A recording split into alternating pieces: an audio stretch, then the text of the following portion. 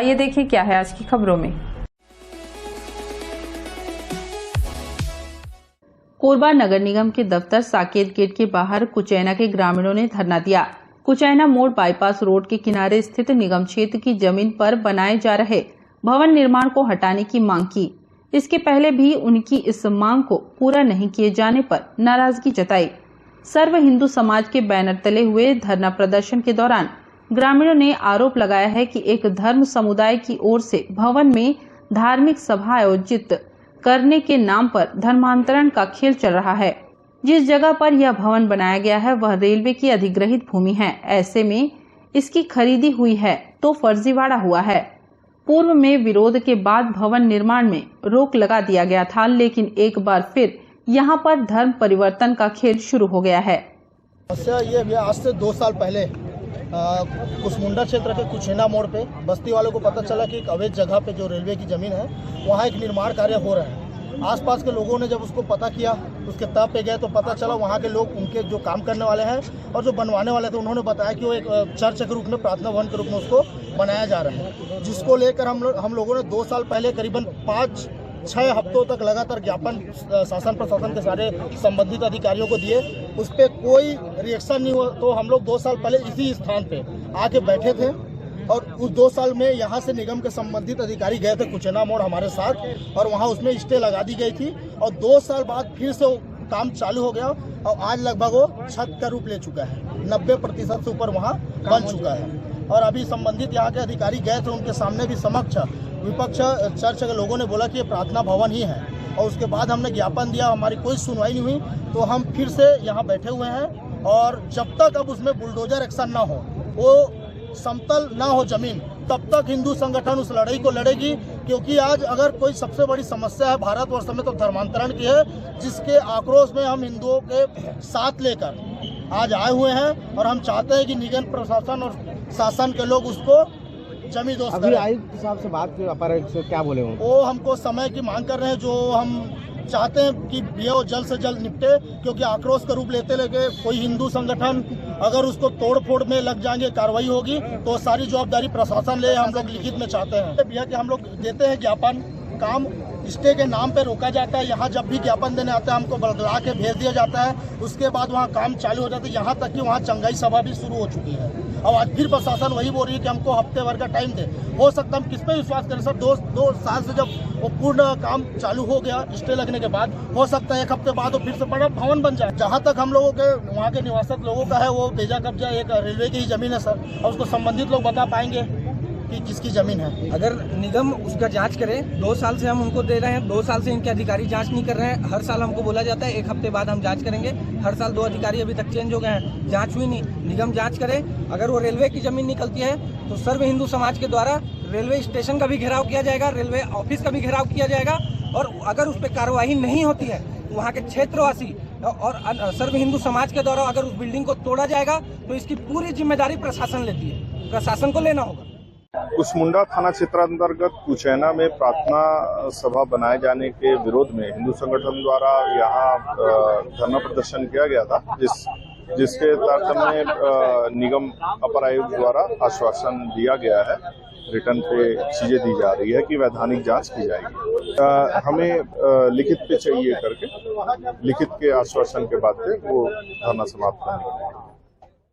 नमस्ते कोरबा न्यूज के लिए अजय अग्रवाल के साथ राम कुमार यादव की रिपोर्ट।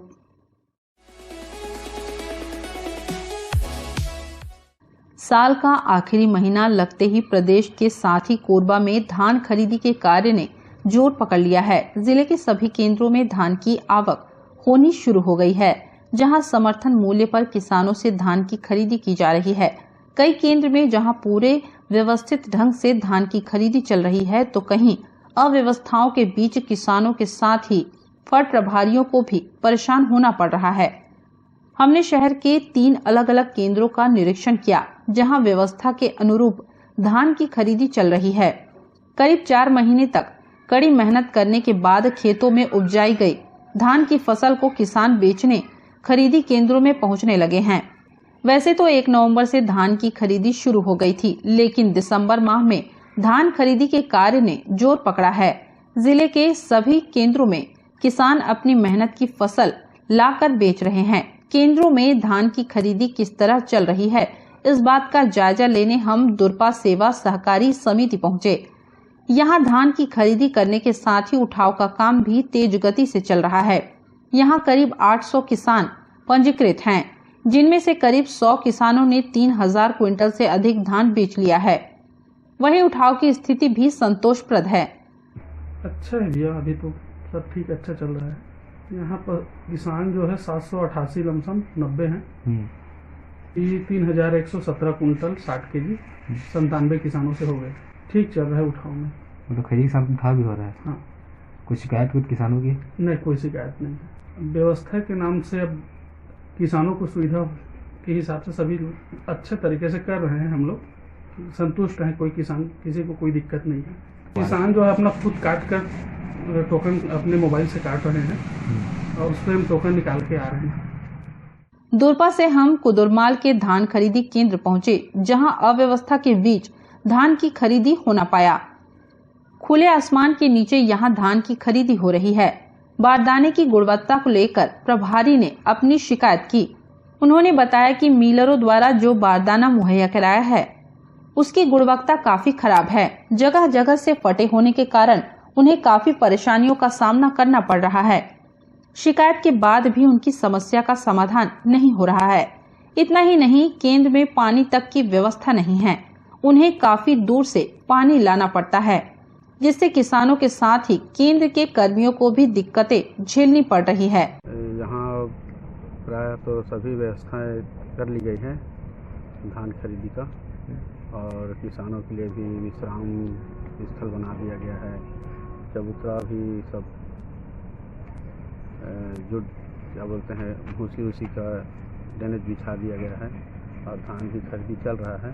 किसानों की संख्या आ रही है, पर डे का 15 किसान 16 किसान भी आ रहे हैं। छोटे छोटे किसानों को पहले प्राथमिकता दे रहे हैं। यहाँ 756 कृषक हैं। कितने गांव के यहाँ पे?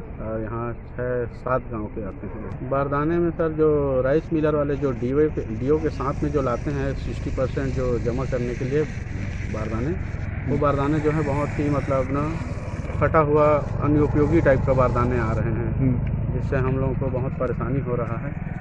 और क्या है, छटनी करने का भी टाइम नहीं मिल पाता। जैसे भराया रहता है धान खरीदी, उस बीच में गाड़ी आ गया और लेके आ गया, तो अपने पास टाइम नहीं दे पाते कि उसको एक को छटनी करने का।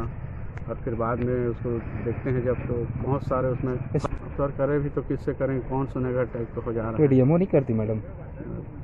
तो खुद जान रही है कि उनको तो आदेश किया गया कि जो भी है उपयोगी बारदाना देना है करके, फिर भी मतलब ये सब जो भी है कचरा कूटा। पानी सर यहाँ तो अब हैंड पंप वगैरह कुछ भी नहीं है यहाँ, लेकिन दूर से लाते हैं सर, चौकीदार लोग से मंगाते हैं कि 2-4 बाल्टा पर डे का मतलब लेके आते हैं किसानों के लिए पीने के लिए। कुआं है वहाँ पे दूर में, वहाँ से लेकर आते हैं। अंत में हम कनकी के उपार्जन केंद्र पहुंचे। यहाँ भी खरीदी की स्थिति काफी बेहतर नजर नहीं आई। फट प्रभारी ने कहा, समय के साथ सभी धान का उठाव कर लिया जाएगा। अभी कोई 3000 कुंटल के लगभग खरीदी है मेरे पास टोटल। उसमें 98 किसान है, उसमें 98 किसान। मेरे पास 890 पंजीकृत किसान है। आवक कोई 600-700-800 कुंटल तक आ जा रहा है। हो जाने का। हाँ। उठाव क्या स्थिति आपके यहाँ? उठाव ठीक है, खरीदी के हिसाब से ठीक है, उड़ गया। अब किसान लोग को सुविधा हो करके, जैसे पुराना एकदम डैमेज बोरा पहले था, उसको भी मतलब अभी कम कर दी है, प्लास्टिक और जूट बोरा दे रहे हैं। और अपना किसान लोग के बैठने के लिए जगह टेंट वगैरह लगवाए हैं। हाँ, अभी ये नया व्यवस्था करते हैं, इसी साल से चालू। हाँ, आके बैठने में उनको भी छाँव रहे, आराम रहे, इसलिए उनको। प्रशासन ने स्पष्ट रूप से कह दिया है कि धान खरीदी के दौरान किसानों को किसी तरह की परेशानियों का सामना न करना पड़े। यही वजह है कि इस साल हर केंद्र में किसानों के लिए अलग से टेंट की व्यवस्था कराई गई है, जहां किसान आराम कर सके। वहीं टोकन तुहर द्वार ऐप के माध्यम से किसानों को भी टोकन कटाने में कोई दिक्कत नहीं आ रही है। नमस्ते कोरबा न्यूज के लिए संतोष अग्रवाल के साथ रामकुमार यादव की रिपोर्ट।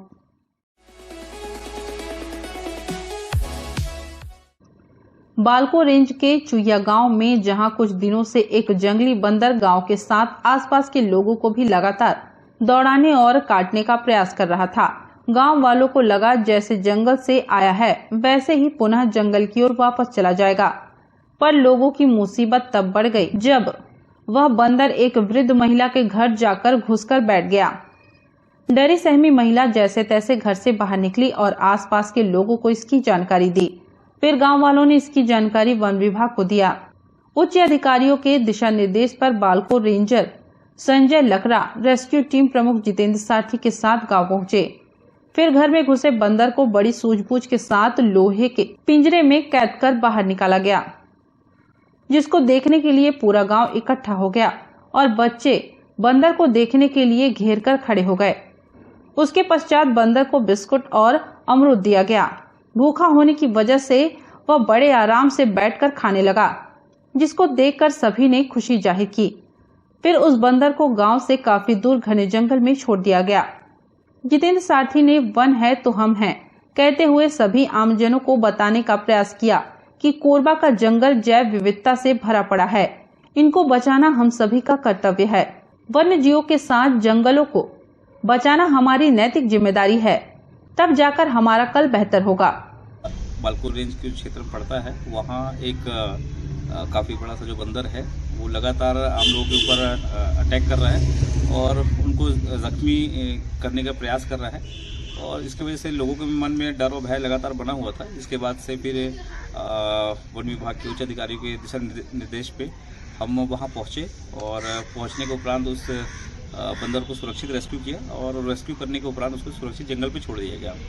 और लोगों में एक सजगता है कि लोग प्रयास करते हैं कि वन्य जीवों को नुकसान ना पहुँचे, और जिनके घर में था वो काफ़ी लंबे समय से परेशान हो रहे थे और जिसकी वजह से एक डर बना हुआ था। तो इस तरीके से जब भी कोई अगर घटना घटे आप तत्काल वन विभाग को सूचित करें, हमारे स्नेक रेस्क्यू टीम को सूचित करें, ताकि हम इन वन्य जीवों को बचा के सुरक्षित जंगल में छोड़ सकें और साथ ही साथ आम लोगों की जान बचा सकें। नमस्ते कोरबा न्यूज के लिए अजय अग्रवाल के साथ ममता साहू की रिपोर्ट। बुलेटिन में अब वक्त है एक छोटे से ब्रेक का, मिलते हैं ब्रेक के बाद। आभूषण आपके व्यक्तित्व की पहचान है और आपके पहचान को पिछले 35 सालों से पूरा करते आ रहे हैं हम। जेके ज्वेलर्स सिर्फ एक नाम नहीं है, भरोसा है लोगों का। इसलिए तो हम कहते हैं आपका विश्वास ही हमारी परंपरा है। गोल्ड, डायमंड, सिल्वर, कुंदन व जेमस्टोन ज्वेलरी की सबसे विशाल वैरायटी के साथ हमारे यहाँ आपको मिलता है स्पेशल वेडिंग लाउंज, आपकी शादी की सभी जरूरतों को पूरा करने। कोरबा की सबसे विश्वसनीय, जांची व परखी जगह है जेके ज्वेलर्स। हमारे नवनिर्मित शोरूम में इन त्योहारों के अवसर पर पधारिएगा जरूर। जेके ज्वेलर्स, दीनदयाल मार्केट के पास, power house road, Korba. Contact 8822299906। सर्व सुविधा युक्त दंत चिकित्सालय Vivek dental clinic, best hygienic clinic, specialised dental surgeon doctor Vivek Ranjan Mahto, BDS specialised dental surgeon. हमारी उपलब्ध सुविधाएं: computerised OPG machine, dental X-ray, दांतों की सफाई व ब्लीचिंग अल्ट्रासोनिक स्केलर द्वारा, क्राउन एवं ब्रिज, फिक्सिंग दांत, सभी प्रकार के क्राउन, मेटल व सेरेमिक, कॉस्मेटिक फिलिंग, टेढ़े मेढ़े दांत व बाहर निकले दांतों का इलाज फिक्स स्टेट वायर तकनीक द्वारा, single setting root canal treatment, 32 set, dental implant, बिना अगल बगल के दांत घिसे फिक्स दांत लगाने की सुविधा, फिक्स 32 लगवाने की सुविधा, डेंटल इम्प्लांट, फिक्स दांत, सभी प्रकार के दांत, स्मार्ट कार्ड व राशन कार्ड द्वारा इलाज में 15 से 25% की छूट। क्लिनिक का पता सिटी सेंटर मॉल के बाजू में, पावर हाउस रोड, कोरबा। संपर्क करें 9098052888, 7067299991, 9981510543। महाविद्यालयों में खेल प्रतियोगिताओं की जवाबदेही अलग अलग महाविद्यालयों को दी जाती है। जिले के शासकीय ईवीपीजी अग्रणी महाविद्यालय को स्टेट लेवल खो खो प्रतियोगिता की जिम्मेदारी छत्तीसगढ़ शासन के उच्च शिक्षा विभाग ने सौंपी है। सोमवार को पीजी कॉलेज में राज्य के 6 विश्वविद्यालयों के 10 सेक्टर में बटी टीमें पहुंची, जो आपस में जोर आजमाइश करेंगे। आगे राष्ट्रीय स्तर की प्रतियोगिता में अपना स्थान पक्का करने के लिए खिलाड़ी जोर आजमाएंगे। यहां से चयनित खिलाड़ी अपने विश्वविद्यालय का प्रतिनिधित्व करेंगे। स्टेट लेवल खो खो प्रतियोगिता के उद्घाटन समारोह में पहुंचे महापौर राजकिशोर प्रसाद ने खिलाड़ियों को शुभकामनाएं दी। उन्होंने कहा कि सभी खिलाड़ी कॉलेज स्तर पर बेहतर प्रदर्शन करने के बाद सेक्टर की टीम में आए हैं। मैं उम्मीद करता हूं कि वह आगे जाकर राष्ट्रीय स्तर पर भी अपने अपने क्षेत्र का नाम रोशन करेंगे। आज यहाँ शासकीय इंजीनियर विश्व स्तरीय स्नातकोत्तर महाविद्यालय कोरबा के प्रांगण में छत्तीसगढ़ शासन शिक्षा विभाग के द्वारा राज्य स्तरीय खो खो प्रतियोगिता का आयोजन किया गया। आज उसका शुभारंभ हुआ है। तो मैं इस प्रतियोगिता में जो 10 सेक्टर से खिलाड़ी आए हैं, इन सभी खिलाड़ियों का हम कोरबा में स्वागत भी करते हैं और उनको शुभकामनाएं भी देते हैं कि उन खिलाड़ियों ने निचले स्तर की प्रतियोगिताओं में विजय हासिल करके आज राज्य स्तरीय प्रतियोगिता में पार्टिसिपेट करने का उनको मौका मिला है और यहाँ से प्रतियोगिता से जीत हासिल करने के बाद जो नेशनल लेवल में जो खेलने जाएंगे, तो मैं अग्रिम बधाइयाँ और अग्रिम शुभकामनाएं देता हूँ अपने खिलाड़ियों के प्रति। यहाँ से जीत के जाएं और नेशनल में भी जगह बनाएं। और यहाँ का प्रिंसिपल जो सक्सेना साहब हैं, तो इनके नेतृत्व में इनकी टीम के द्वारा आयोजन के लिए बहुत ही बढ़िया प्रबंध किया गया है। मैं उनको सक्सेना जी को भी बहुत बहुत बधाई देता हूँ। खो खो प्रतियोगिता को संपन्न कराने राज्य शासन की ओर से बतौर पर्यवेक्षक बनकर डॉक्टर जितेंद्र मिश्रा कोरबा पहुंचे हैं। उन्होंने खो खो प्रतियोगिता के लिए बनाए गए मैदान की तारीफ की और कहा कि मैदान को देखकर होने वाली प्रतियोगिता की तैयारी का अनुमान लगाया जा सकता है। यहाँ शासन के निर्देश पर पर्यवेक्षक के रूप में उपस्थित हुआ। शासकीय पीजी महाविद्यालय कोरबा में राज्य स्तरीय खो खो पुरुष प्रतियोगिता का भव्य आयोजन किया जा रहा है और इस प्रतियोगिता के सफलता को मैदान की तैयारी से ही मापा जा सकता है। राज्य स्तरीय प्रतियोगिता में विश्वविद्यालय की टीमें 6 विश्वविद्यालय की टीमें इससे चयनित होती हैं जो अंतर विश्वविद्यालयीन प्रतियोगिता ईस्ट जोन में शिरकत करती हैं। आज यहाँ 2 टीमें तैयार हैं और 4 टीमों की तैयारी यहाँ उनके चयन की प्रक्रिया की जाएगी। और साथ ही जो शासन ने छत्तीसगढ़ शासन ने खेल के लिए छात्रों को आज यहाँ पर जो खेल आयोजन व्यय में जो उन्होंने बढ़ोतरी की है और खिलाड़ियों के दैनिक भत्ता में भी उन्होंने बढ़ोतरी की है। इसमें सभी खिलाड़ियों ने छत्तीसगढ़ शासन का आभार व्यक्त किया है। और मैंने यहाँ जो आयोजन देखा जिसमें विशेष रूप से बोगी शंकर राव जी और महाविद्यालय के प्राचार्य डॉक्टर सक्सेना जी का अथक प्रयास और मेहनत बहुत ही सराहनीय है। नमस्ते कोरबा न्यूज के लिए अजय अग्रवाल के साथ संतोष अग्रवाल की रिपोर्ट।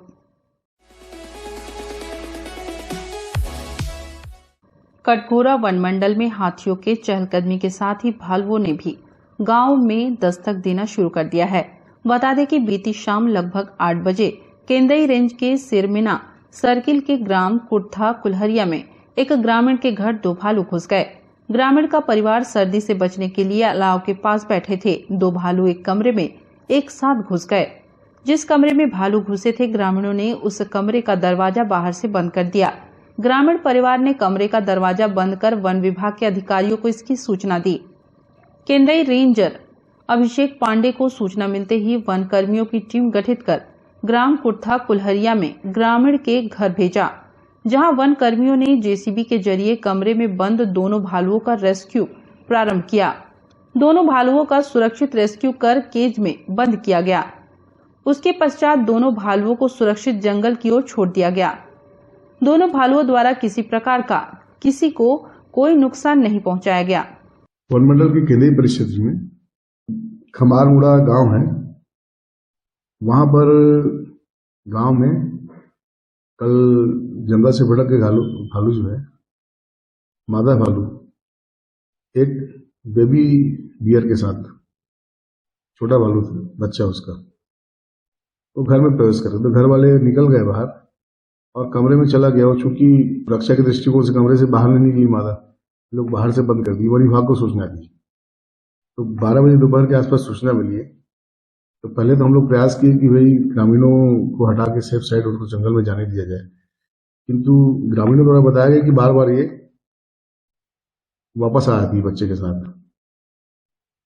ऐसी स्थिति में यहाँ से केज ले गए हम लोग खड़गोरा से, और केज पिंजड़े में को ले जाकर रखे 7 बजे शाम के आसपास, 6:45 बजे के आसपास। वो अंधेला होते ही मादा भालू अपने बच्चे के साथ पिंजड़े में आ गई। फिर उसको पिंजड़े को हमारा रेस्क्यू ट्रेन है उसमें लोड करके हम लोग दूर छोड़े ताकि वो बार बार ना आए। बताया गया कि वो वहीं विचरण करती है आसपास, कभी भी कोई भी दुर्घटना हो सकती है, अप्रिय घटना हो सकती है। तो उसको लेकर फिर तारा घाट के ऊपर जंगल में वहाँ का लोकेशन को लिए पंचनामा लेके समिति लोगों के साथ उनको जंगल में छोड़ दिया गया। नमस्ते कोरबा न्यूज के लिए संतोष अग्रवाल के साथ रामकुमार यादव की रिपोर्ट।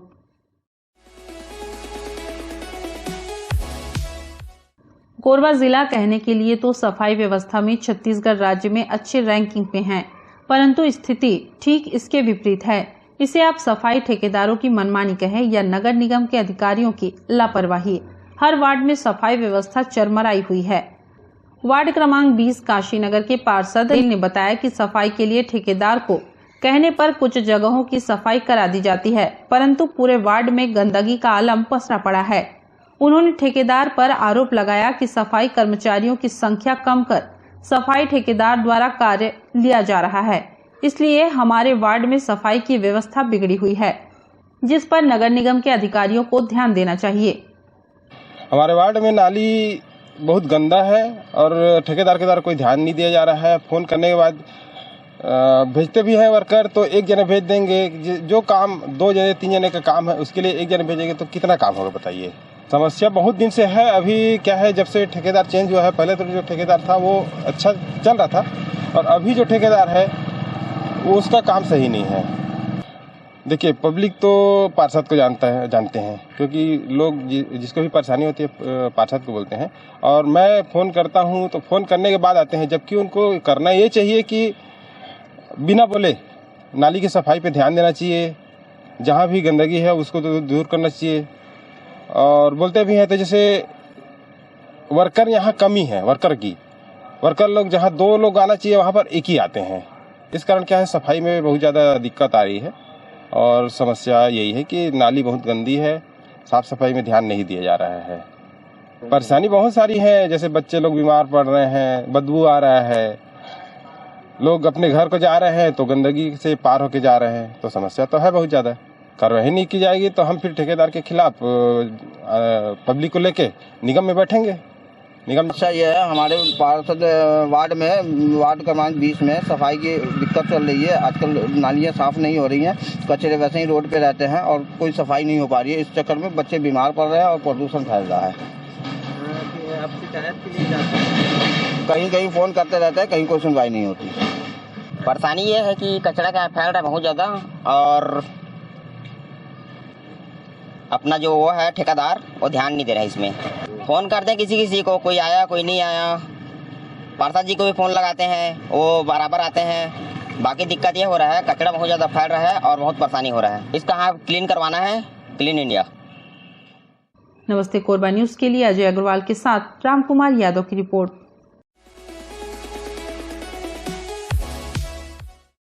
हमें जानकारी मिली है कि कुछ लोग नमस्ते कोरबा समाचार में खबर चलाने के नाम से पैसों की उगाही कर रहे हैं। आप सभी से अनुरोध है कि खबर चलाने के नाम से अगर कोई आपसे पैसों की मांग करता है तो आप अपने संबंधित थाना क्षेत्र में उस व्यक्ति की शिकायत करें। इसके साथ ही आप हमसे नीचे दिए गए नंबरों पर संपर्क करें। हम निष्पक्ष पत्रकारिता करते हैं। हम अपने कार्य को व्यवसाय की श्रेणी में नहीं रखते। संपर्क करें 7000314479 9827107490। न्यूज के इस बुलेटिन में बस इतना ही। न्यूज अपडेट के लिए जुड़े रहें हमारे YouTube channel, Facebook, Telegram, Instagram, Twitter को सब्सक्राइब, लाइक, कमेंट करना ना भूलें। नमस्कार।